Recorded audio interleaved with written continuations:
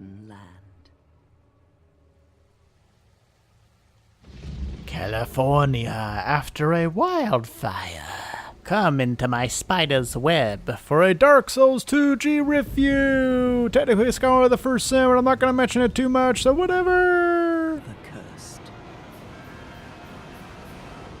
Let the sky fall, let the sky fall, let it crumble, let it crumble. Dark Souls 2, the black sheep of the group, is actually my favorite Dark Souls, my favorite game from Software. That's right, this particular journey with this particular undead snatched at me the most, especially when you have all the DLC in play, the extra, the 2 small additions at the end of the game that are really awesome from a lore perspective, and add meaningful gameplay that all roll this up into the absolute best fat roll I've ever eaten.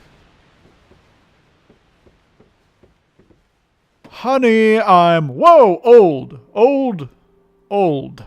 For me, the devil is in the details on what puts this one over 3 and then 1 as far as just Dark Souls go. Bloodborne is near the top. Anyways, Dark Souls as a series is about hope. It's about moving forward despite the world telling you no, you can't move forward. You still find a way. To me, that's best exemplified in Dark Souls 2 because you have the details of the Emerald Herald and her just barely hanging on hopeless voice that becomes a little bit more enthused as you seem to make it farther and farther than any other undead has ever dared to dream to go. And then, of course, with the addition of that final patch, you actually have a way to stop this curse. Finally, which I can understand why they kind of left that on the wayside for Dark Souls 3. But on the other hand, how cool would it have been if you got to the last boss of 3 and you had to face off of your immortal hero of 2? Mind blown. Hope also comes through in the story itself, where you have all these people attempting to look past what the boundaries of their kingdom say is inevitable. Whereas Gwyn kind of looked inward in the first game, and even in 3, everyone's kind of just meandering around waiting for the end of the world. 2,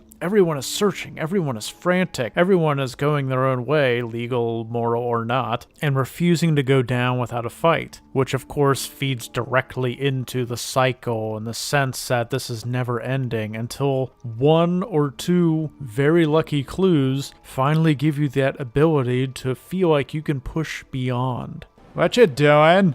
I like the gameplay in Dark Souls 2 as well, because this is the last time when armor really seemed to mean something inside the game to me, because you can still upgrade it. It's not just situational like Bloodborne and Dark Souls 3 would have. The bosses are, they're kind of hit or miss, but at the end of the day, I love what they represent. I love that they represent the cycles that just keep coming and going, and this is the game that really hammered home the theme of cycles for me. And there's just the most game here. Dark Souls 3 really wrapped itself back around the pencil, if you will, of the geography of the realm and the world, and these areas are admittedly more sparsely spread out and a little bit thinner. See those mountains? There's souls in them dar mountains.